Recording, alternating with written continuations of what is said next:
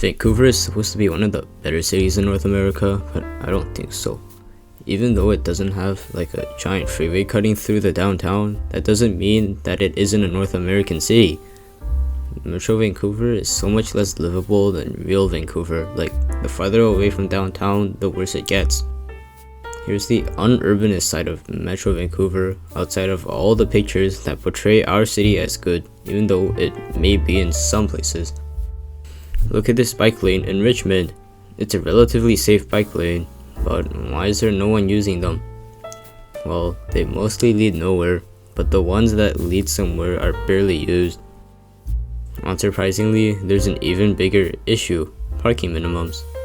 Why do we, a city known for its kind of okay urban planning, still have parking minimums? Like, even Minneapolis, out of everywhere, Minneapolis removed theirs. So why can't we? Thankfully, we're not Texas and abolished parking minimums in our downtown. Most of the city of Vancouver doesn't have giant surface parking lots too, but the other municipalities look too much like Houston. When you don't want to abolish your parking minimums and force businesses to build a lot of parking, people will still want to drive even if you add adequate bike lanes. The annoying thing with this is that even though Vancouver is known for a lot of transit-oriented development, a lot of people living in those transit-oriented areas drive because there's no reason to take public transit or anything when there's so much parking. But why is parking so bad? I made a video about it a while ago, but I don't like it, so I'm gonna explain it a bit. Look at how big this suburban parking lot is, as there can be a lot more that can be built here. American style parking lots, so like therefore surface parking lots, are giant because of our beloved parking minimums. So you know what gets destroyed for an ocean of concrete? Our farmland and nature.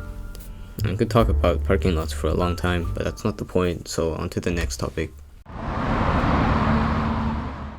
It's rather hard to make a video about Metro Vancouver's urbanism without mentioning the roads.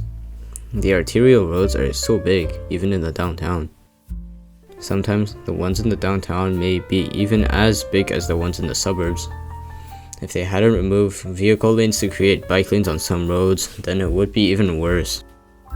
Like every American suburban area, no one would dare remove precious car space on the roads for cyclists and pedestrians, as driver would be really annoyed. In the city of Vancouver, there are smaller traffic calm neighborhood streets, and you can cycle in there, but most businesses that people go to are next to small streets, so getting groceries with a bicycle may be a bit of a challenge outside of downtown. Vancouver drivers are like most other American drivers and do not like when their precious lanes are given to cyclists. Much of the metropolitan population has a car-centered mindset, so in the suburban areas, infrastructure for active transportation is not an afterthought, but it definitely is not a priority. They are trying to work on bus speeds though, but I don't think many drivers are willing to take the bus even after this project is finished.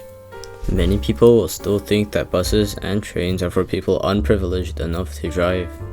Also, because of the ocean of parking, driving is way too convenient compared to everything.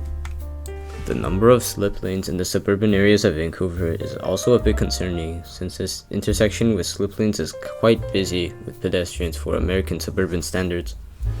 One thing that I find interesting though is that there are always a few roads that aren't terrible, with some space dedicated to active transport, but they don't lead to much and only benefit a tiny number, if any, people that live nearby. These roads are usually next to the transit-oriented development and basically nowhere else, except for the actual city of Vancouver. The amount of suburban zoning makes this livable city a lot less livable.